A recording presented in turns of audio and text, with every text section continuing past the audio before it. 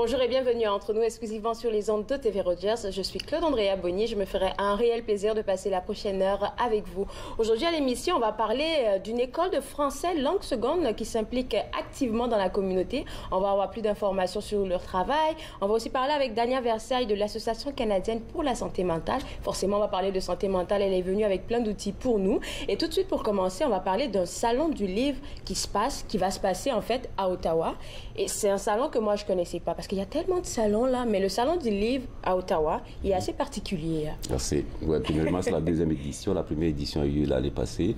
Et puis cette année, le salon va s'étaler sur 4 jours. 4 jours. Le premier jour cette année, c'est le 7 juin. Et après, on va avoir du 24 au 26 juillet. Ce qui est particulier avec ce salon d'Ottawa, comme je disais, c'est la deuxième édition.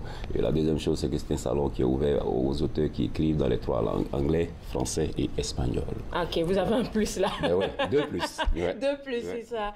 Et puis, pourquoi ça vous est venu à cœur de faire un salon? Parce que des salons, comme je disais tantôt, il y en a beaucoup. C'est quoi la particularité? La particularité, c'est qu'il est assez grand comme salon. Ça se passe au centre d'horticulture, là, au parc Lansdowne. Oh. Ouais, c'est assez grand. Ouais, en termes de volume, c'est grand. Ouais. Ça peut accommoder plus d'une centaine d'auteurs. Et puis, c'est pas qu'un salon exclusivement réservé aux auteurs. On est ouvert aux entrepreneurs, aux organismes communautaires, aux restaurateurs, par exemple. Cette année, on a combiné le salon avec ce qu'on appelle, excusez-moi de l'anglicisme, mais c'est le nom, c'est le Great Canadian Barbecue. C'est-à-dire que pendant que les gens viennent découvrir les auteurs de la région, ils pourraient en même temps découvrir aussi les restaurants de la région, parce qu'on veut combiner ces deux événements-là pour permettre à ces gens-là de faire des découvertes en même temps. Ça permet de faire des découvertes, de réseauter.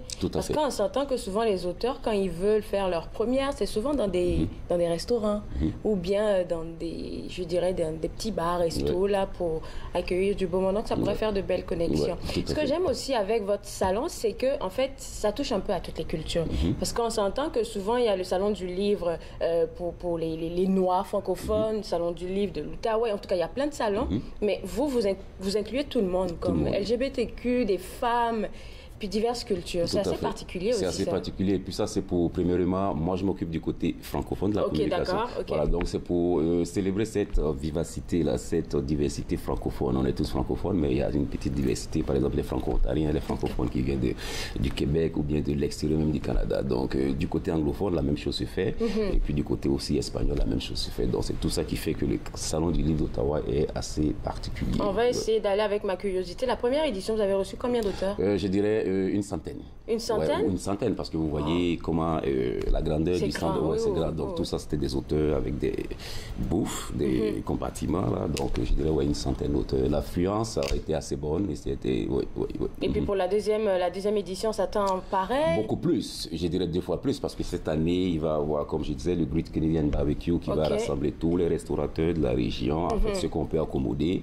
Justement, j'en profite pour lancer l'appel à tous ces gens-là, les restaurateurs, les auteurs, les écrivains, les maisons d'édition, tous les entrepreneurs qui cherchent de la vie. Vous prenez le tout en même temps. Oui, on leur donne cette plateforme-là. Donc, les places sont limitées. On incite les gens, j'encourage vivement les gens à aller sur ottawabookexpo.ca pour appliquer afin de devenir participant. Ils vont trouver toutes les modalités de participation. Est-ce qu'il y a une date limite pour ça? Il n'y a pas de date limite, mais c'est sur le principe premier venu, premier servi. Donc, il faut appliquer et puis on étudie la demande et puis ensuite, ça s'en vient pour le 7 juin. On se dit que c'est assez loin, mais je pense que vous avez besoin de vous préparer, raison pour laquelle on est là aujourd'hui. Tout à fait. Ça vous prend combien de temps pour préparer tout ça? Bon, en fait, il faut dire que la logistique est déjà prête. Maintenant, au fur et à mesure que les gens s'inscrivent, ça nous permet de nous organiser plus. Sinon, parce que c'est la deuxième édition, donc vu comment les choses sont passées l'année passée, donc la logistique est déjà là, mais au fur et à mesure que les gens s'inscrivent, ça nous permet de mieux nous ajuster. Oui, mais beaucoup de choses aussi qui s'en viennent aussi avec ce salon-là. Il y a des personnes qui viennent de l'extérieur. Tout à fait. Est-ce que c'est la première fois pour cette année? Non, c'est pas la première fois. On a des gens qui sont venus de d'autres provinces l'année passée, de d'autres villes à l'extérieur. D'autres pays même, c'est ça que j'ai cru voir sur le site web, si je ne me trompe pas. Parce que c'est ouvert à tous les auteurs, comme j'ai dit, francophones, hispanophones et puis anglophones. Donc les gens viennent de partout. Et puis on s'attend à recevoir des auteurs qui viennent des États-Unis cette année aussi. D'accord, ça c'est très intéressant. Il reste 1 minute. Vous êtes vraiment impliqué partout dans la communauté. Vous avez dit que vous voulez lancer une information. Oui, tout à fait. Je suis pour l'AGA. On change de le chapeau. Tout à fait. On va profiter de l'antenne que vous me donnez pour lancer un appel à tout le monde. Là, ça sera l'AGA du RPNFE, le regroupement des professionnels nés ou formés à l'étranger, qui va avoir lieu le 15 et ça se passe au CESOC à partir de 14h. Donc, on invite tout le monde à venir participer à cette AGA. Pour finir, je lance encore un vibrant appel à tous les auteurs d'aller rapidement sur le site de Ottawa Book Expo. Les places sont limitées. Allez poser votre candidature afin de participer. Et ce n'est pas ouvert qu'aux auteurs, c'est ouvert à tout le monde, comme je disais. Allez sur le site, vous allez voir qu'est-ce qui s'applique à vous, posez votre candidature et puis bon, on attend massivement le public aussi. Merci beaucoup, M. Sommet. C'est clair qu'on va vous revoir pour en discuter. Et puis, comme M. Sommet l'a mentionné, www.ottawabookexpo.ca, c'est le site web que vous devez visiter si vous voulez participer. On se voit juste après la pause. Vous regardez Entre nous, exclusivement sur les ondes de TV Rogers.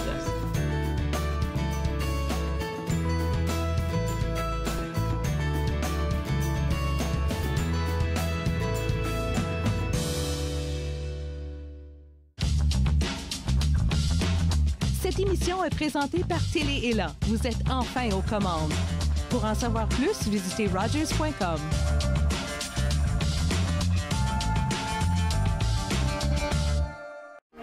Moi, je m'appelle Alexandre Belki et je travaille comme bénévole. Et moi, je préfère faire le CG, autre que des caméras ou les autres affaires. Raison que j'ai choisi d'être un bénévole à Rogers, c'était plus pour mon futur. Donc, comme j'ai dit, j'aimerais aller travailler avec téléproduction ou même des films. Puis, je pense que TV Rogers, c'est la plus bonne idée. Est-ce qu'il y a une bonne idée pour l'expérience? Ce ne sont pas les plateaux lourds ou le rythme rapide qui rendent la tâche difficile. Ce n'est pas le rythme effréné des demandes des clients. Ce n'est pas le patron qui vous demande de travailler un autre quart de travail à cause d'une collègue malade. Ce qui est difficile, c'est quand vous réalisez qu'un client a atteint sa limite d'alcool et que vous devez prendre la décision de refuser de le servir.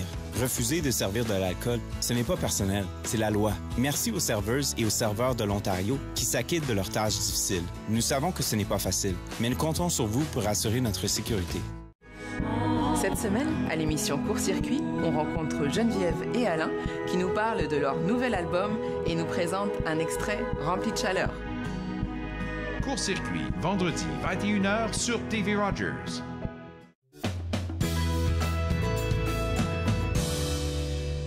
De retour Entre nous exclusivement sur les ondes de TV Rogers. Je vous parlais en début d'émission d'une école de français langue seconde qui s'implique activement dans la communauté. En fait, son nom, c'est Fast Forward French. Ça va vite, ça va vite, ça va vite. Et puis, c'est la première fois qu'on en parle sur le plateau. Est-ce qu'on pourrait dire un peu, vous êtes qui, vous? Ben oui, ça va me faire plaisir de vous dire on est qui, nous sommes qui. En fait, Fast Forward French, nous sommes une école établie à Canada, à Ottawa, depuis 25 ans déjà. D'accord. C'est une école qui a 25 ans, c'est... Ouais, ça fait un petit bail, là. Et puis, ça fait un petit bout. Donc, on a commencé, tout a débuté dans le sous-sol de Marie-Claire et Jerry Tovette, qui sont les propriétaires de l'école. Ils ont commencé à faire du tutorat. Et puis, bouche-oreille, bouche-oreille, bouche-oreille. Pouf, 2019-2020, nous avons maintenant 6 édifices. Et puis, OK, d'accord. Voilà, et notre école grossit. Alors, on adore la langue française. La francophonie, c'est important, d'autant plus dans la capitale nationale. Donc, on est là pour répandre cette passion pour la langue de Molière. Alors, rendu aujourd'hui avec 6 édifices et tout ça, comment ça fonctionne chez vous pour quelqu'un qui a envie de prendre des cours de français? Ou c'est quoi les programmes que vous offrez plus spécifiquement? Donc, dans le jour, principalement, on offre des programmes pour les fonctionnaires, car ils ont besoin d'avoir leur cote de bilinguisme, mais ça ne finit pas là, parce qu'à partir de 16h, on a l'univers des enfants, des adolescents et simplement de n'importe qui, en fait, qui aimerait apprendre le français ou parfaire son français ou quoi que ce soit est plus que le bienvenu dans notre école. Donc, qu'est-ce que moi j'ai à faire? On va dire que oui, je suis intéressée à faire des cours pour enrichir mon français. Je vais juste me présenter et puis c'est tout? Vous vous présentez, ou mieux encore, à la place de vous présenter jusqu'à Canada, allez sur notre site web. Vous allez trouver notre courriel là-bas qui est info@fastforwardfrench.com et envoyez-nous un petit courriel. Et c'est comme ça qu'on va établir le premier contact, suite à quoi on va pouvoir vous offrir toutes les informations, car les cours sont particuliers pour chaque individu. Exactement. Puis là, vous avez mentionné des différents publics que vous avez. Exact. Ça passe par les enfants, des adultes, des fonctionnaires, en tout cas un peu de tout. Comment ça s'organise tout ça, par exemple, pour les enfants? Je vais commencer avec les plus jeunes. C'est quoi les cours que vous leur offrez, les activités? Ce sont tous des cours de français, mais si on prend les enfants, il y a 3 options principalement. La première option étant de donner des cours individuels, seul à l'enfant, pour vraiment aller... Il y a un âge, je suppose. Oui, donc ce sont des cours pour les enfants entre 6 à 12 ans. 6 à 12 ans, Oui, après ça, on a la branche adolescent aussi. Donc voilà, on peut leur donner des cours individuellement. Nous avons aussi des cours en groupe, donc des cours d'art dramatique, par exemple, en français. Donc apprendre le français par le mouvement, par les activités, l'approche active, communicative, là, qui est vraiment de mise dans notre école, ou encore des mini-cours 2 par 2, 3 par 3, tout dépendamment des besoins des enfants. Donc c'est pareil aussi, c'est le même fonctionnement pour les personnes adultes, surtout les fonctionnaires, par exemple, c'est le même fonctionnement? Les fonctionnaires, c'est majoritairement privé, seul à seul, car ils sont tous différents et puis ils ont des objectifs différents aussi à atteindre, donc on essaie vraiment d'aller cibler les besoins de chacun, là. Alors, quelqu'un qui vient à vous, je dirais par exemple, comme j'ai mentionné le fonctionnaire, il a besoin de cours et tout ça par rapport à sa cote de bilinguisme. Bon, il s'en vient chez vous.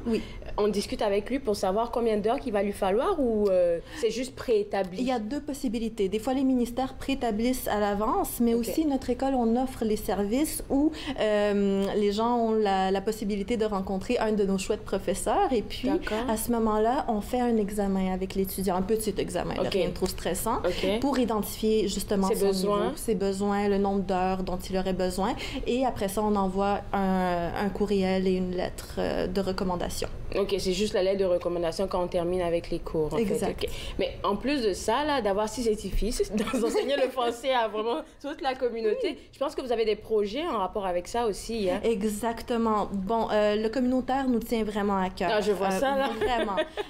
Moi, j'ai travaillé dans le communautaire pendant 10 ans. Les propriétaires, ils l'ont vraiment à cœur également. Donc, en ce moment, on prend une direction plus, justement, de partenariat avec des organismes tels le YMCA, tel World Skills, parce que on veut, oui, c'est sûr que quand on va les voir, on fait de la promotion pour notre école, bien évidemment. Oui, pour avoir, du monde. Tout. Absolument, mais ça ne s'arrête pas là, en fait, parce que on donne aussi des petits trucs sur vraiment comment trouver et chercher de l'emploi au Canada. Quels sont des petits trucs qui peuvent être utiles surtout pour les nouveaux arrivants? Absolument. Surtout pour les nouveaux arrivants. Fait qu'avec le partenariat avec le YMCA, c'est vraiment pour ça, pour ce contexte-là? Oui, autant avec le YMCA qu'avec World Skills également. D'accord, OK, d'accord. Donc là, maintenant, vous avez tous ces projets-là qui sont en cours pour les nouveaux arrivants, par exemple, pour ceux qui veulent toujours pratiquer le français et tout. Comment ça se passe? Vous allez juste les chercher en rapport avec le YMCA? Je vais prendre cet exemple-là et puis vous allez juste les former. C'est comme ça que ça se passe? Ben, en fait, nous, ce qu'on fait, c'est qu'on va au YMCA et puis on organise une matinée ou un après-midi, par exemple, de rencontres où on se présente quand même et puis on parle de nous un peu, on prend le temps de rencontrer chaque personne individuellement, suite à quoi, si tout se passe bien, ils peuvent faire le test écrit sur place et suite à ça, on fait un petit entretien à l'école. Et après ça, si le processus de sélection est réussi, ben, ils sont les bienvenus chez Fast Forward French où on les forme. Nous avons un programme de mentorat extraordinaire. Est-ce qu'il y a des programmes en ligne, par exemple? Il faut toujours se déplacer. Il faut encore les développer, malheureusement. Donc ça, c'est le petit hic de notre école. C'est en cours. On va dire que c'est en cours parce que là, vous êtes sur plein de projets en même temps. Et puis là, je me dis que 6 édifices, avec tout ce que vous faites, là, ça demande beaucoup de personnes. Vous êtes combien dans votre équipe? Donc, écoutez, on a grossi de manière exponentielle. Quand j'ai commencé en 2017, on était peut-être 25. On est rendu à 60. On est rendu 70 maintenant. OK, c'est d'accord, c'est bon, là, c'est bon. Fait que ça demande toujours beaucoup de personnes. Absolument. Beaucoup plus. Donc, je pense qu'on a un appel à lancer pour des personnes qui veulent venir chez vous. Ils viennent comme bénévolement? Parce que moi, je pourrais donner du français à des plus jeunes, par exemple. Ben écoutez, si vous voulez faire du bénévolat, vous êtes les bienvenus, mais nous, c'est sûr que tant qu'à faire du bénévolat, on va peut-être vous demander de collaborer, de travailler pour nous aussi. Ça pourrait être intéressant pour les nouveaux arrivants, parce qu'ils ont besoin d'une expérience de travail, je pense. Oui, exactement. Donc, nous, on invite vraiment les bras ouverts, les nouveaux arrivants. Dans mon cas, ça a été le cas quand on est arrivé au Canada. On savait pas trop où se tourner. Je pense que c'est le cas pour plusieurs personnes. personnes. Et donc, ça nous fait vraiment plaisir d'offrir cette possibilité-là. C'est extraordinaire. Et ce qui est chouette, c'est qu'il y a plein de gens qui restent parce que l'ambiance est très, très chouette et Vous êtes en train de me tenter. Venez. Fait que si on a besoin d'avoir plus d'informations et puis surtout rejoindre vos différents programmes, c'est juste sur le site web, c'est facile à retrouver? Absolument, sur notre site web, fastforwardfrench.com. OK, merci beaucoup, Paulina. Puis s'il y a d'autres projets, on se fera un plaisir de vous recevoir sur le plateau. C'est moi qui vous remercie. Merci encore. Alors, voilà la maison, là, plein de belles choses là-bas à Fast Forward French. Fait que si vous êtes intéressé, www.fastforwardfrench.com pour avoir plus d'informations et pourquoi pas participer à l'un de leurs programmes. Après la pause, on va parler du trouble affectif saisonnier. Vous regardez Entre nous, exclusivement sur les ondes de TV Rogers.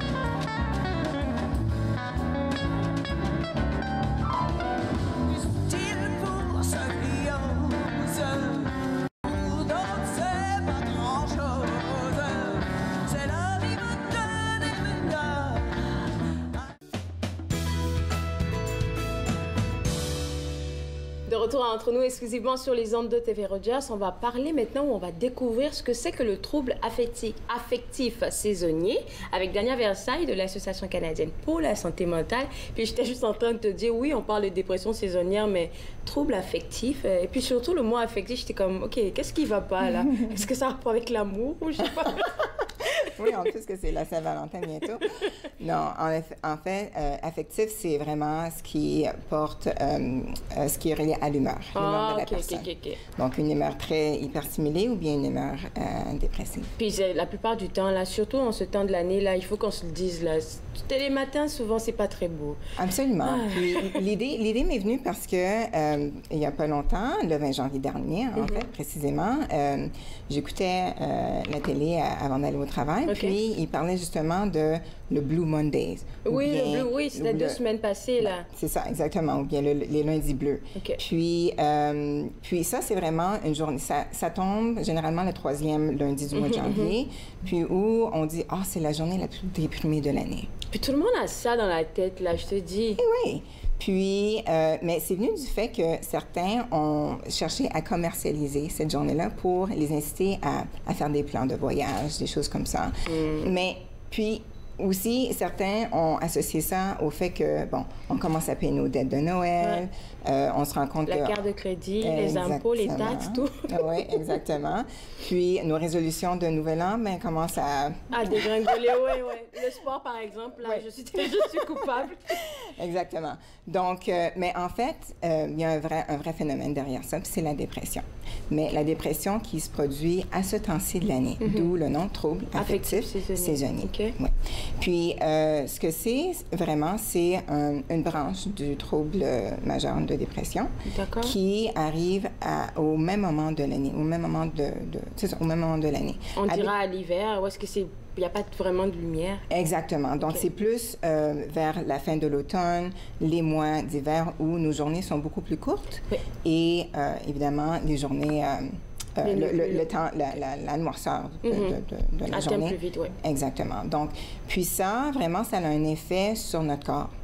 Ça a un effet sur notre corps dans le sens que quand il y a beaucoup de noirceur, donc surtout le soir et la nuit, notre corps produit de la mélatonine.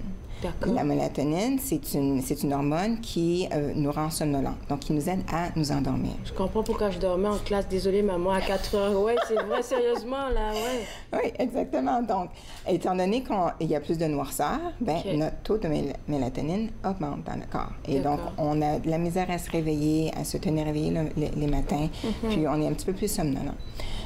Aussi, ce qui arrive, c'est les chercheurs indiquent qu'il y a la sérotonine, qui est un neurotransmetteur dans notre cerveau, qui semble être affecté par le peu de lumière solaire qu'on vit pendant les mois de l'année aussi. Beaucoup de personnes même demandent qu'on reste quand même un tout petit peu exposé à la lumière, ça pourrait aider. Oui, exactement.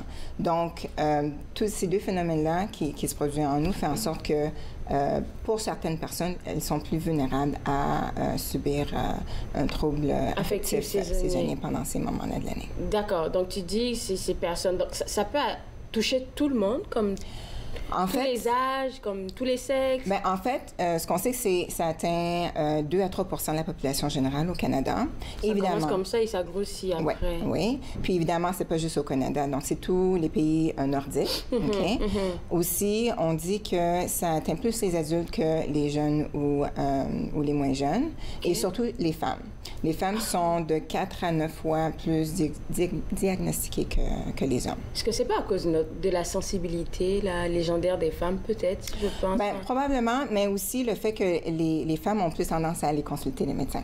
OK. Donc, c'est pour ça qu'on le sait plus, là, un peu pour les... OK, d'accord. Ouais, donc, mais quelqu'un qui, peut-être dans sa famille, ils ont ça, ils ont des troubles mais c'est pas obligatoire, par contre. OK. C'est pas obligatoire. On n'est pas... Comme relié directement à avoir ça, là? Il n'y a pas une association. Non, donc, on n'a pas besoin d'avoir déjà connu un trouble de dépression pour avoir ça. Donc, ça peut affecter plus d'une personne qu'on pense. OK. Ça peut m'arriver, je dis n'importe quoi, là, ça peut m'arriver comme cette saison hivernale. Et puis, si j'arrive avec les outils que tu vas me donner à me relever, est-ce que ça pourrait encore m'arriver l'année prochaine à la... Bien, ça pourrait t'arriver aussi. Et ce qu'on dit, c'est que pour mettre un pour poser un diagnostic, il faut vraiment prendre note de notre humeur puis comment on a passé l'hiver ou cette saison-ci. Puis, à savoir si, OK, l'année passée, est-ce que j'étais dans le même état d'être, dans la même humeur? Cette année, est-ce que je suis encore? Puis l'année prochaine, peut-être. Alors, c'est en consultant les médecins, psychiatres et infirmières praticiennes qui peuvent poser ces diagnostics-là qu'on peut déceler si vraiment il y a une tendance. D'accord. Mais avant d'en arriver là, je suis sûre que nous-mêmes, on peut savoir pour les symptômes. Oui, tu as parlé d'observer notre humeur, mais peut-être que ça prend autre chose qu'on peut observer? Oui. Alors, les symptômes vont ressembler aux troubles francs d'une dépression. Donc, beaucoup l'irritabilité, une hausse de somnolence.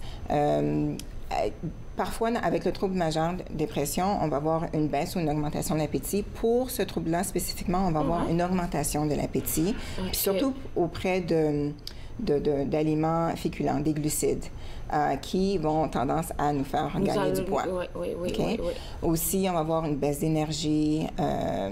Quoi d'autre? Un manque de plaisir au travail qui nous apporte plus de plaisir. Oui, peut-être, oui. Puis les activités récréatives qui nous faisaient du bien auparavant, tendent à ne plus avoir cet effet-là. Mon Dieu. Donc, quelqu'un qui est rendu avec ces symptômes-là, il doit tout de suite courir, aller consulter, ou bien on peut se dire, OK, il faut que je me calme et puis prendre conscience de qu'est-ce que je suis en train de vivre. Surtout si ça va affecter la vie quotidienne, nos relations avec notre entourage, dans ce sens-ci, et ça ferait pas de mal de consulter le médecin, évidemment. D'accord. Tu as mis un point dans les notes que tu m'as apportées que j'ai trouvé super intéressant, c'est le lien entre notre santé mentale et la lumière. Oui. Tu as fait un gros diagnostic que je ne comprenais pas, là, je sais qu'elle va me l'expliquer, là.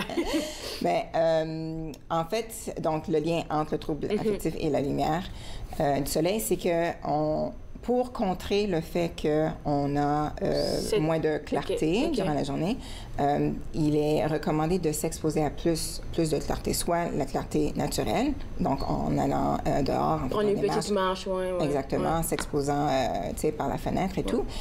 Puis, il faut le préciser, c'est vraiment, pour que ça ait un effet sur notre corps, il faut que la clarté du soleil entre par les yeux. Okay. Parce que c'est tout relié. Et de ce fait, on va passer au traitement qui est souvent la luminothérapie. On va parler de ça juste après la pause. Garde avec moi. Vous regardez Entre nous, exclusivement sur les ondes de TV Rogers. Un soir.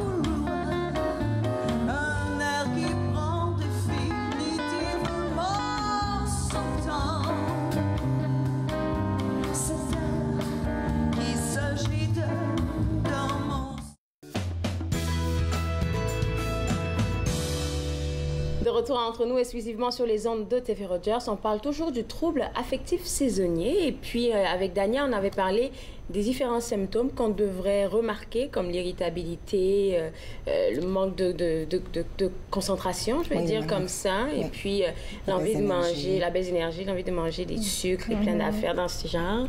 Et je me reconnais pas du tout. J'essaie de réfléchir là si ça a rapport avec moi, mais non, je pense pas. Et là, tu nous parlais du beau lien qu'il y avait entre la lumière, la bonne lumière là, du soleil et tout, et c'est ça, ce trouble affectif saisonnier. Puis là, on parlait de luminothérapie, c'est ça? Oui. Juste avant de partir à la pause. Oui. Alors, la luminothérapie, c'est une thérapie qui nous expose à une lumière, la lumière du soleil, et ou une lumière artificielle qui mimique la lumière du soleil. OK. Donc, il s'agit de s'exposer de 30 à 45 minutes, des fois jusqu'à même 2 heures le matin, à une espèce d'écran qu'on pose. C'est à peu près la largeur d'une feuille ou bien d'une tablette. On le voit même à la télé. Là. Parfait, excellent. Donc, c'est pas une lumière où on va chercher à être exposé de façon directe. En autant que la lumière peut passer à travers nos yeux pour affecter notre cerveau, notre système nerveux, c'est correct. Mais les détails importants là-dessus, c'est qu'il faut que ce soit une lumière qui soit fluorescente et qui soit d'intensité élevée. Alors là, on parle de 2500 à 10 000 lux. Un lux, L-U-X, c'est une mesure d'éclairage. D'accord. Et donc, ça mimique l'effet bénéfique de la lumière du soleil. Aussi, on dit que après 2 à 4 semaines après avoir commencé cette thérapie-là, on peut voir des soulagements de symptômes. Mais donc, fait qu'il n'y a pas vraiment besoin de prescription pour avoir ce genre d'engin? Pas habituellement. Quoique, moi, je mettrais une mise en garde pour vraiment s'assurer que... parce que c'est quand même... C'est pas des peanuts, c'est pas hyper cher non plus, mais quand même... Oui, exactement. Puis, il y a une mégarde. Il ne faut absolument pas que la lumière émette des rayons ultraviolets, parce que ça peut c'est pas bon pour les yeux. D'accord, c'est ça que je me disais aussi. Il faut savoir qu'est-ce qu'on doit prendre exactement. Oui, exactement.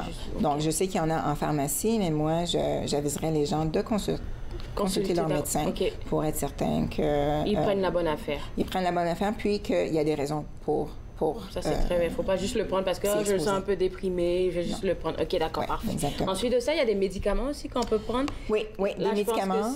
Puis ça, encore là, il faut consulter.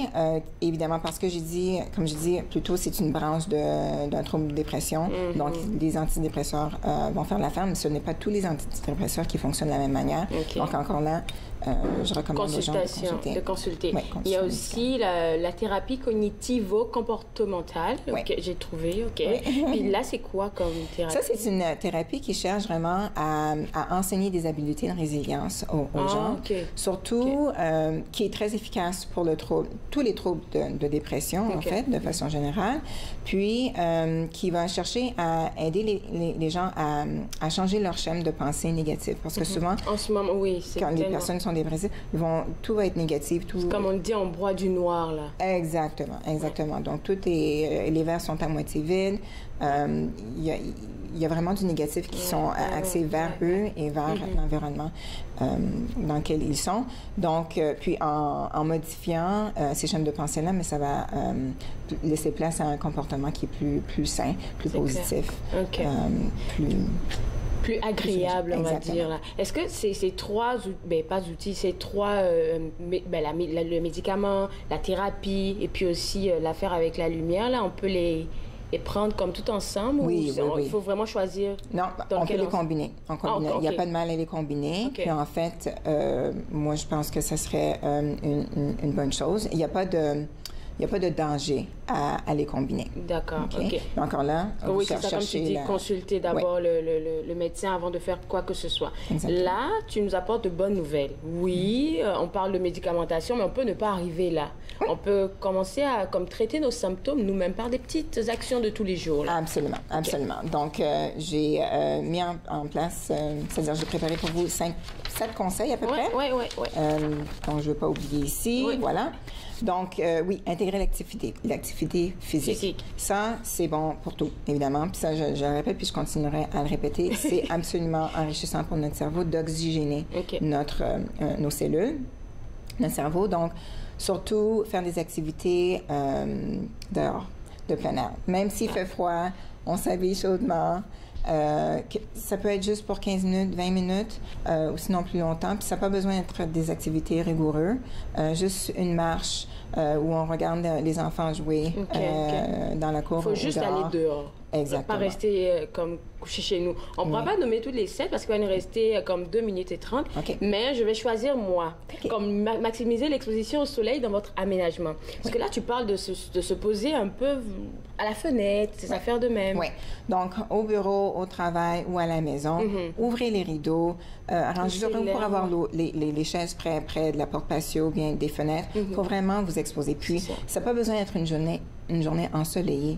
Même quand c'est nuageux, les rayons de soleil pénètrent quand même les Même s'il y en a un tout petit peu. Absolument. Puis ça reflète sur la neige aussi les surfaces réfléchissantes et ça fait l'effet désiré.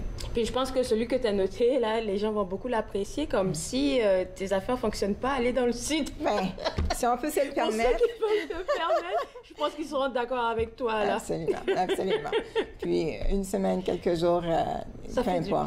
Oui, ça fait du bien. Changer d'air, ça fait du bien. D'accord, définitivement. Et là, tous ces outils, là où si les gens ont besoin d'aide, ils vont juste sur votre site web pour avoir plus d'informations, je suppose. Oui, exactement. Puis, il y en a plein, le Google. Le Google, OK. Puis là, votre local, il a changé. L'Association canadienne pour la santé mentale et plus où est-ce qu'il était. Je ne sais même plus la nouvelle adresse, là. Oui. Je viens à peine de le voir. Donc, la nouvelle adresse, c'est le 311 MacArthur. C'est dans Vanier. D'accord. Oui, c'est proche de nous. Okay. Exactement. Puis, il y a un bel événement qui s'en vient que je voulais pas, dont je voulais pas manquer l'opportunité de le mentionner. 6 minutes, parfait. Parfait. Ça s'appelle Café Santé Mentale pour la famille. Ça fait partie d'un projet de recherche qu'on fait en collaboration avec l'Université de Toronto. C'est la faculté de travail social Factor In Wintash de l'Université de Toronto, le docteur Sherman Williams. Puis, ils cherchent, eux autres, à influencer les législateurs et à accroître les connaissances en matière de santé mentale qui affectent les familles et les personnes atteintes de... Il va nous rester 30 secondes, donc on pourrait mentionner c'est où, et puis ils vont aller sur le site web pour avoir plus exactement. Donc, ça va avoir lieu le 7 mars, c'est un samedi, de 8h30 à 12h30. Il va y avoir un goûter qui va être servi. Les personnes qui sont éligibles, ceux qui sont âgés de 18 ans, qui ont un diagnostic de maladie de santé mentale. Les enfants, parents, familles aussi peuvent y assister. Puis, ils peuvent aller sur Eventbrite. Merci beaucoup. Moi, t'inquiète pas, je vais passer l'information un peu plus tard dans la semaine. On va prendre une toute petite pause, et après, on va revoir l'interview avec les éditions L'Interligne. Regardez entre nous, exclusivement sur les ondes de TV Rogers.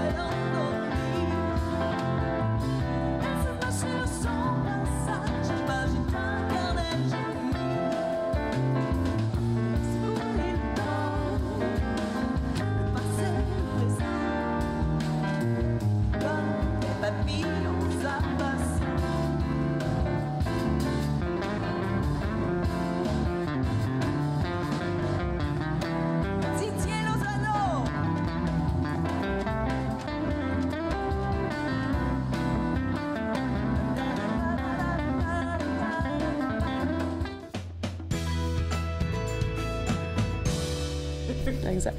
De retour entre nous exclusivement sur les ondes de TV Rogers, on parle de tout ce qui est nouveau aux éditions Interligne. Puis avant qu'on commence, là, tu m'as dit que tu avais une grande nouvelle pour nous. Là. Il y a un jeu concours où est-ce qu'on peut gagner des sous. Ben oui, c'est un super beau concours où on peut gagner 150 $ à dépenser au Salon du livre de l'Outaouais. Le Salon du livre a lieu du 27 février au 1er mars, donc ça s'en vient quand même vite. Et puis il y a une auteure de l'Interligne, Mishka Lavigne, qui a gagné cet automne le prix du gouverneur général quand même pour son livre Havre. Qui, elle, a été choisie invitée d'honneur donc au Salon du livre de l'Outaouais. Fait qu'on s'est dit, qu'est-ce qui serait le fun de faire, offrir à nos lecteurs ou en tout cas au grand public de passer un moment avec elle pour magasiner au Salon du livre de l'Outaouais et avoir ses conseils pour des livres. Donc, on offre 150 $ d'argent pour cette personne-là qui va donc magasiner avec Mishka. On offre également dans ce concours-là un billet pour le parcours culturel autochtone auquel Mishka participe, qui est comme un événement du salon. Il y a évidemment une entrée au salon, un bracelet passeport des 4 jours. Fait que, ça vaut la peine aussi. Et puis, ben, il y a une copie, là, je ne l'ai pas avec moi, mais une copie du livre Havre de Mishka, donc qui a gagné le prix du gouverneur, qui va être dédicacé par Mishka. Fait que c'est un prix qui vaut quand même 200 $. C'est un très bon prix. C'est comme tout un package Salon du livre de l'Outaouais. Puis, donc, vous pouvez participer sur notre site interligne.ca. Puis pour nous, ben, en même temps, c'est une campagne de financement pour l'Interligne. Donc, on vend les billets 20 $, mais c'est vraiment rien parce que c'est le coût. Ça couvre seulement, disons, l'entrée au salon. Là, en fait, tout le reste, le 150 $. C'est ça, puis le livre, etc. Donc, c'est vraiment une opportunité. Puis, je pense que pour nous et pour les gens qui souhaitent aller au Salon du livre de l'Outaouais, c'est une expérience complète. Et puis, 150 $ de livre, c'est le fun. Ça donne un petit coup de neuf à notre bibliothèque. C'est ça, on en a drôlement besoin. Fait que interligne.ca, venez. Alors, je sais que votre site web, il est vraiment bien fait, mais on va sur interligne.ca. C'est quoi? Est-ce qu'il y a un onglet qui dit jeu concours? En fait, on arrive sur la page d'accueil. Souvent, il y a des actualités. Puis c'est la première, en ce moment, la première actualité. Donc, on peut cliquer et on se retrouve sur cette page-là. Il suffit de remplir un petit formulaire et puis on prend la chance de paiement. C'est ça, exactement. Puis ça vaut vraiment, vraiment la peine pour cette expérience-là au Salon du livre de l'Outaouais. Tu nous as envoyé une bibliothèque aujourd'hui qu'on va visiter, mais avant qu'on en arrive à là, vous recherchez un stagiaire. Là, tu voulais le mentionner aussi. Oui, c'est ça. On cherche un stagiaire, on dit en technologie parce que... comme technologie. Oui, c'est ça. Mais c'est parce que c'est vraiment très... C'est technique, en fait, comme stage à l'Interligne. Donc, ça va être vraiment... on cherche pas nécessairement un profil en particulier. Si c'est des gens qui s'intéressent à la littérature, qui s'intéressent aux livres, qui s'intéressent aussi à la mise en page, à l'encodage, choses comme ça, en édition. Donc, ça peut intéresser quelqu'un. Et nous, c'est que c'est une durée de 300 heures sur une année. Donc, ça peut être fait un peu... Tu sais, ça peut être un emploi étudiant à côté. Là, tu vas à l'école puis tu fais ça on the side. On peut distribuer les heures selon ce que le stagiaire souhaite ou la stagiaire. C'est payé 17 $ de l'heure. Nous, c'est qu'en fait, on va demander aux stagiaires d'aller en formation pour rendre nos livres accessibles. Et la formation, c'est nous qui payons la formation. Cependant, la formation est seulement en anglais. Donc, ça prend quelqu'un qui est à l'aise en anglais. Mais nous, nos livres sont en français. Donc, tu sais, le gros du travail va se faire en français, mais il y a des formations à suivre. Donc, on cherche quelqu'un de bilingue dans le fond. C'est ça, exactement. Puis d'aller chercher cette formation-là pour transformer les livres de l'Interligne en format accessible. Puis ça peut être assez multiple. On parle entre autres du format EPUB 3 qui rend... C'est quoi ça? Bien, c'est une forme de... Parce qu'on a déjà des fichiers en EPUB qui se lisent facilement sur une tablette ou sur des lecteurs spécialisés pour les gens qui ont des troubles de la vue ou des troubles de lecture. Puis ça, c'est très vaste. C'est pas juste la vue aussi, ça peut être des troubles physiques, ne pas pouvoir tenir le livre, ça peut être des troubles de concentration, etc.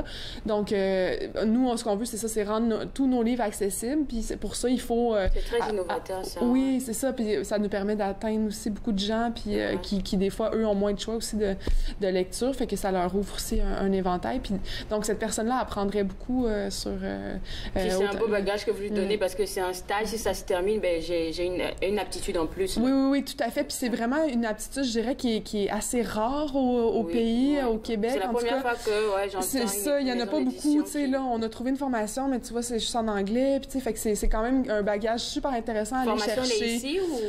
Oui, elle est... Je crois qu'elle est en ligne, si je ne m'abuse, ou sinon, elle est dans la région, là, mais je pense que c'est en ligne. Il y a aussi des documents qui peuvent être utiles, là, qui se retrouvent en ligne, qu'on va fournir aux stagiaires. D'accord, OK. Puis donc, c'est ça. Donc, la personne est payée pendant le stage et pendant qu'elle suit les formations sont payées. Donc, tu sais, c'est vraiment super intéressant. Puis, vous pouvez nous envoyer... Idéalement, on commencerait le stage le 20 février. Puis, donc, nous envoyer votre CV au direction@interligne.ca. C'est sûr que si vous allez sur interligne.ca, vous allez trouver nos coordonnées, là. Fait qu'on attend vos CV d'ici le 6 février, si possible. Mais bon, si ça... Alerte aussi sur Interligne. On a besoin d'un stagiaire. OK, d'accord. C'est une belle opportunité. Je vais pas oublier de le mentionner dans les prochains jours. Donc là, on a terminé avec les informations. On gagne de l'argent avec vous pour le Salon du livre de l'Outaouais. On recherche un stagiaire où est-ce qu'on lui paye des formations et puis il est payé en plus.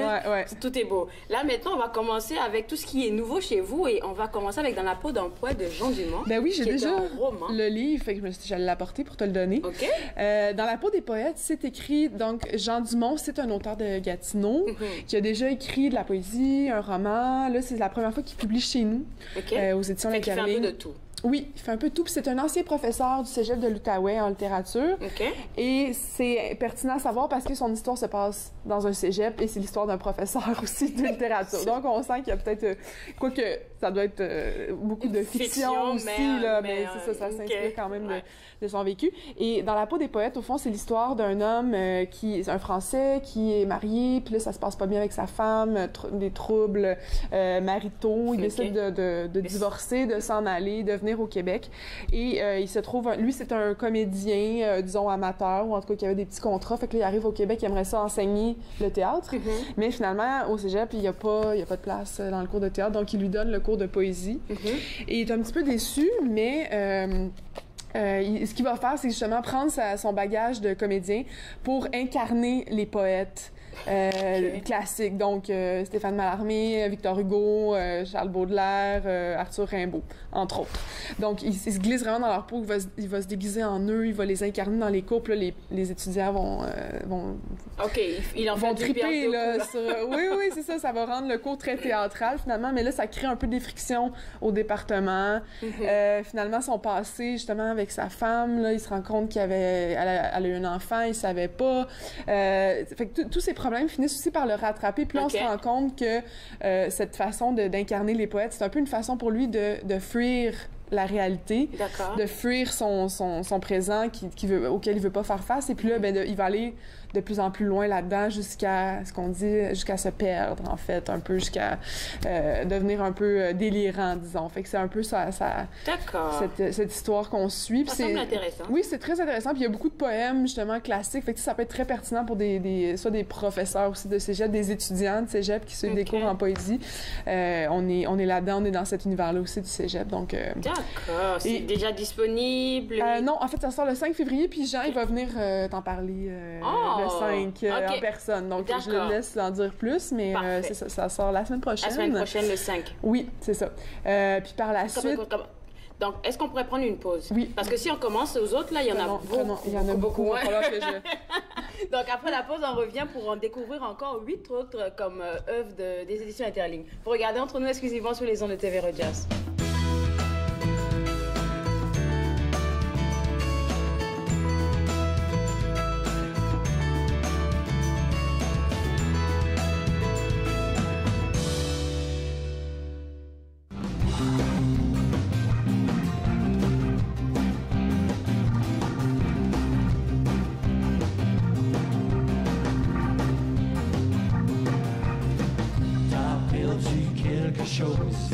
Un peu plus loin là-bas, quelque chose que t'avais mis de côté, mais tu t'en souviens pas. Tu prends plus le temps de me parler, tu ne me vois même plus. Faut dire que je m'en attendais, le dessin prend le dessus. Tiens fort, perds pas le goût de l'amour. Laisse pas tomber ce qui t'appartient pour toujours. Laisse-toi pas aller, perds pas le goût d'aimer.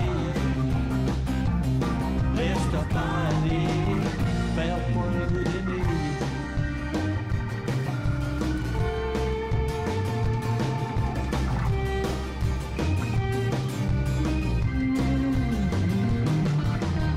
Tu parles de tout, tu parles de rien, y'a personne qui te comprend.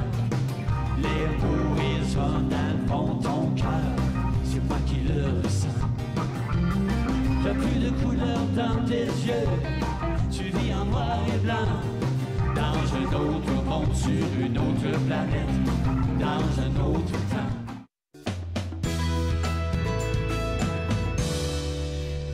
De retour Entre nous exclusivement sur les ondes de TV Rogers, on parle toujours des nouveautés aux éditions Interligne. On a commencé avec Dans la peau des poètes, une belle histoire, un beau roman qui va être donné au grand public, disponible le 5 février. Le 5 février, exactement. Et puis nous, on le reçoit ici le 6, je pense. Je pense que c'est le 5. C'est le 5 le même jour? OK, le jour pour même, en parler? OK. C'est ça. Et puis là, on va parler de Flush. Oui, Flush, qui va paraître le 12 février. Qui est dans le même mois. Oh mon Dieu, vous avez beaucoup d'affaires. Oui, on a beaucoup de choses au mois de février. En plus, avec le Salon du Livre, c'est assez intense. Mais Flush, c'est une pièce, c'est du théâtre. Marie-Claire Marcotte est une autrice de la Saskatchewan, mais qui habite à Toronto. D'accord. Et ça, c'est sa deuxième pièce qu'elle publie chez nous, Flush. L'autre s'appelait Peau. Fait qu'elle aime les petits courts et punchés. Ouais, c'est ça. Puis ça, c'est vraiment très bon, le Flush. C'est l'histoire d'une femme qui, en fait, qui était toxicomane, qui est tombée enceinte, qui a dû abandonner son enfant derrière à sa mère, qui est partie. Sa mère, il a dit, tu reviens pas avant que t'aies pris soin de ta vie, là, tu sais, que tu sois devenue sobre, etc. Fait que là, elle finit par revenir, puis là, ben, c'est comme la confrontation. La petite fille a grandi, la grand-mère l'a pas vu sa fille depuis un bout. Bon, j'avoue qu'au début, on sait pas tout à fait que c'est qui est qui, mais on comprend rapidement. Puis c'est très frappant, c'est des bons dialogues. La petite est vraiment, c'est un super beau personnage. C'est qu'il y a des personnages féminins forts, je trouve, puis l'histoire est même si c'est pas nécessairement nouveau, mais c'est traité de façon originale. Puis c'est des questions, tu sais, comme la maternité, comment accepter ça, la dépression postpartum aussi, la dépendance, choses comme ça qui sont abordées là-dedans avec vraiment beaucoup de talent par Marie-Claire. Puis ça se lit honnêtement. En tout cas, je dis souvent ça des pièces de théâtre qu'on publie, mais ça se lit comme un roman, je trouve. Moi, je l'ai dévoré comme en une heure et demie. Là, on n'est pas trop sûr. Non, c'est ça, c'est rare que les gens vont penser à lire ça, tu sais, sans aller voir la pièce, disons, mais non, c'est super bon. Puis de la manière dont vous le présentez aussi dans les livres, là, c'est tellement comme fluide, là, je sais pas si on peut le voir, que voilà, non, c'est ça. C'est comme si c'était un roman qui était que fait de dialogue pratiquement. Il y a quelques didascalies qui sont les descriptions, mais très, très bonne pièce, vraiment, à découvrir cette dramaturgie-là. Puis cette pièce-là doit être présentée l'année comme en 2020-2021 à Toronto et à Saskatoon. Fait que, tu sais, c'est quand même un texte... Ottawa, tu pourrais voir ça avec... Peut-être, on l'espère. D'accord. À venir. Alors là, maintenant, on va parler de Aloha, Hola et salut de Caroline. OK. Caroline parle plusieurs langues, comme tu peux voir. Aloha, Hola et salut de Caroline. Okay. Hawaïen, espagnol et français. Ça, c'est un roman jeunesse pour les 6-9 ans qui est fait de 3 courtes histoires. OK. Puis c'est un peu une suite non officielle, parce qu'on a déjà publié Les Voyages de Caroline il y a quelques années, où c'était un peu le même principe, 3 histoires aussi, où Caroline rencontrait des amis grecs, mexicains, elle allait au Brésil. Tu sais, c'est vraiment un livre sur le voyage, s'ouvrir à des nouvelles cultures, en fait, pour les enfants. Tu sais. Puis dans celui-là... J'aime bien la couverture. Hein. Super belle. Puis ça, c'est une illustratrice de Gatineau, France Cormier, qui fait nos couvertures maintenant, qui sont... C'est vraiment beau. Ils sont top. Ouais, ils sont vraiment belles. Puis donc là-dedans, Caroline, c'est ça. Au début, elle organise une petite fête hawaïenne avec sa famille. Donc, elle va se familiariser avec l'histoire d'Hawaï, des gens connus qui viennent de là-bas, etc. Quelques mots également. Ensuite, dans la deuxième histoire, sa famille déménage en Espagne parce que son père s'est trouvé un emploi là-bas. Donc, encore une fois, visite de la ville, nouvelles amies à l'école, adaptation à cette nouvelle vie, exactement, ce nouveau pays. Et encore là, quelques termes en espagnol qui sont ou des phrases qui sont dans cette section-là. Puis par la suite, ils vont dans le sud de la France, dans la troisième histoire, visiter des amis. Donc là aussi, on voit des paysages, des châteaux de la Loire, des plats aussi. C'est ça, c'est vraiment comme se familiariser avec toutes les autres cultures, comment, qu'est-ce qu'ils mangent, comment ils parlent, quels sont leurs... une découverte pour les jeunes qui vont lire. Exactement. Puis ce que j'aime, c'est qu'à la fin, on a mis un petit lexique aussi pour les enfants. Donc tout ce qu'ils auront lu dans les histoires, les mots se trouvent à la fin, donc ils peuvent comme garder ça, enrichir leur vocabulaire avec ça. Fait que c'est une belle petite lecture. C'est encore déjà disponible? Oui? Non, ça, c'est le 12 février aussi. Okay. Oui, c'est ça. Là, on avance dans le temps. Fait que là, c'est pas des livres qui vont être disponibles tout de suite, mais ça s'en vient. Le 19 février, après, juste avant le Salon du Livre, on a Débris du sillage de Gilles Latour. De Gilles Latour. J'ai eu ce monsieur ici. Oui, vraiment, exactement. C'est ça. Gilles, c'est un poète quand même. Son dernier recueil a été finaliste au prix Trillium l'année dernière. Je pense que c'était pour ça qu'on l'avait reçu. C'est ça, c'est possible. Fait que c'est un auteur, un poète reconnu, puis notamment dans la région aussi très impliqué, au Verse Fest, choses comme ça. Fait que là, c'est un nouveau recueil qui est un petit peu, je dirais, dans la succession du précédent, où c'est un recueil très ancré dans les problématiques de société, comme la crise environnementale, les crises politiques, les migrants aussi. Tu sais, comme on est pas mal en crise, en fait, le monde en ce moment sur différents plans. Donc, ça s'incarne beaucoup dans la poésie de Gilles Latour. Puis il y a un ton, Gilles, il y a un ton, mais c'est de la poésie en prose aussi, tu sais, ce qui est différent quand même. Donc, c'est quasiment des phrases avec qui suivent et tout ça, mais avec un ton toujours un peu moqueur, ironique, un petit peu. Il y a un regard un petit peu, tu sais, c'est ça. Mais ça fait que ça rend la lecture agréable aussi, puis ça nous remet en question également là-dedans sur notre, sur notre monde, tu sais. Fait que Gilles, c'est ça, c'est un poète, je dirais, qui ne regarde pas les choses de loin, tu sais, qui se met pas dans un rôle à part, tu sais, il regarde le monde, il s'inspire des actualités, puis Puis il a une manière bien à lui, là, de compter ça. Oui, c'est ça, c'est une poésie riche et dense. Voilà. 2 minutes qui nous restent, là, on va parler de, Génération Sandwich, de Hélène Koscielniak. Oui, Koscielniak. OK. C'est une auteure du nord de l'Ontario. Génération Sandwich, c'est vraiment un roman, c'est un gros roman pour nous cet hiver. Hélène a gagné l'an passé le prix des enseignants à QPF-ANEL avec son précédent recueil de nouvelles. Elle a publié plusieurs romans chez nous qui ont été finalistes ou gagnants de prix. C'est une autrice du nord de l'Ontario qui est extrêmement, qui est connue parce qu'elle veut représenter, c'est une des rares qui représente le nord de l'Ontario dans ses écrits, et autant dans les décors, disons, que dans la langue aussi. Fait que c'est une narration, je dirais, soutenue, mais dans les dialogues, c'est plus familier, c'est en tarois, ce qu'elle appelle le tarois, c'est-à-dire le parler franco-ontarien qui ressemble un peu au joual.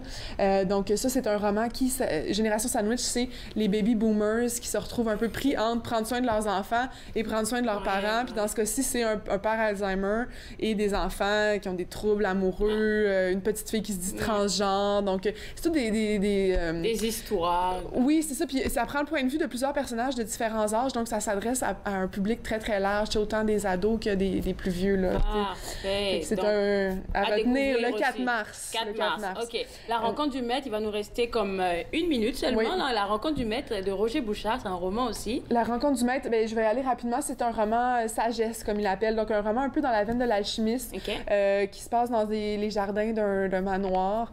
Puis, c'est comme un apprenti jardinier qui reçoit des enseignements d'un vieil apiculteur pour prendre soin du terrain et des ruches. Puis, de ça, il va apprendre beaucoup plus, finalement. Ça va être des enseignements sur l'amour. Il va apprendre la méditation aussi. Fait que c'est comme ça. C'est un roman qui nous fait un peu, qui nous transforme notre regard sur le monde, je dirais. Alors, il va nous rester beaucoup de temps. Mais l'année va pour se retrouver, ça m'intéresse. Puis ensuite de ça, on va aller visiter le site web. OK, parfait. L'année va pour se retrouver, c'est un super bon roman jeunesse pour ados, 14 ans et plus, qui se passe... La Neva, c'est le fleuve qui traverse Saint-Pétersbourg, donc ça se passe en Russie. Et c'est une jeune fille, au fond, qui part avec ses amis là-bas. L'une de ses amies, son père est russe, donc il reste là-bas. Et ils vont chez lui. Et puis, c'est vraiment ces aventures là-bas, autant des visites de magnifiques monuments russes, comme l'Ermitage, autant rencontres d'un garçon dont elle tombe amoureuse, évidemment, mais c'est très beau. Un peu, ça lui donne aussi un certain recul pour penser à sa relation avec ses parents, avec sa mère en particulier, puis son père qu'elle connaît à peine parce qu'il les a abandonnés. Donc, c'est vraiment un beau roman qui aborde des thématiques, je pense, très parlantes aux ados le 8 avril. Beaucoup, Lisa. Le 8 avril, il y en a beaucoup qui s'en viennent encore. Si vous voulez avoir plus d'informations, visitez le www.interligne.ca. Après la pause, on va parler musique avec Jean-Paul Mauve. Regardez Entre nous, exclusivement sur les ondes de TV Rogers.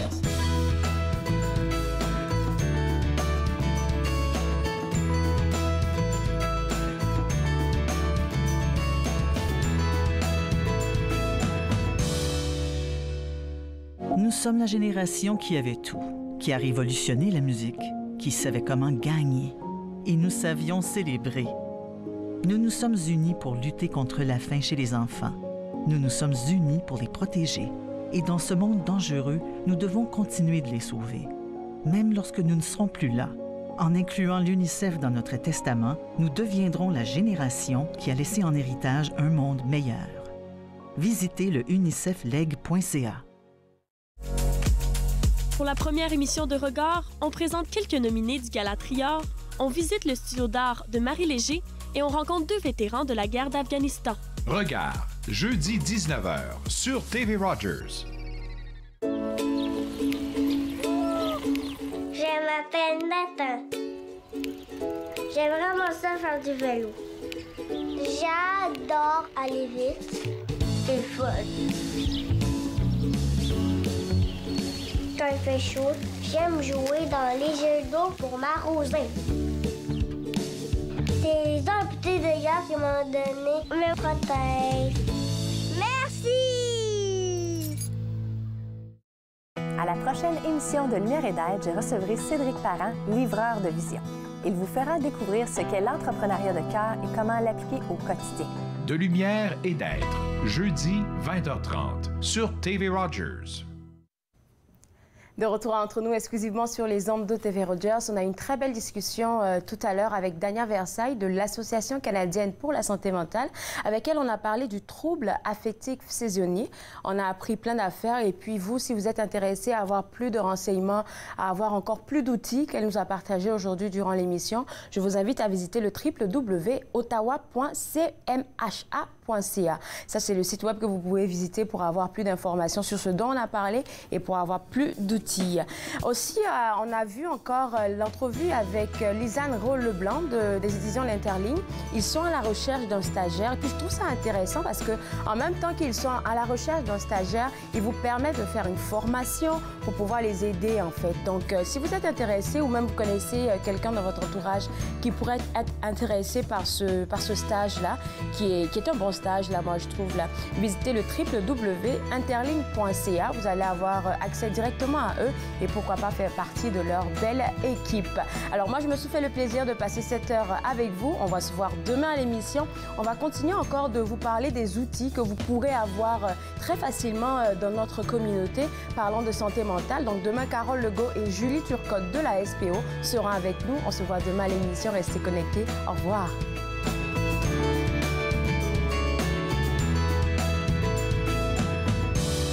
Faites-nous part de vos commentaires en composant le 613-521-2323 par courriel sur Facebook et Twitter.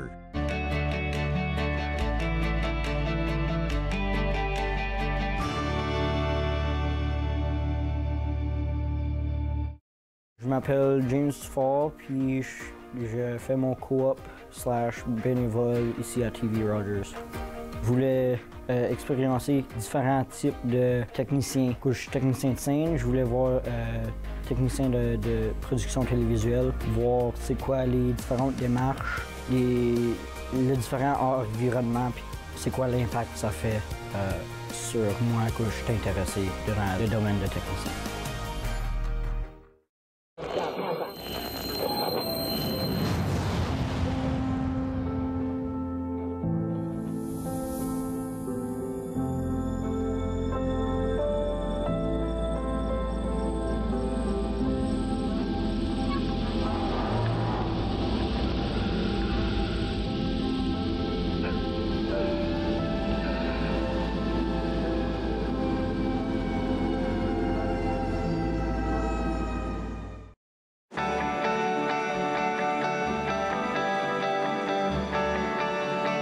Regardez TV Rogers, Ottawa.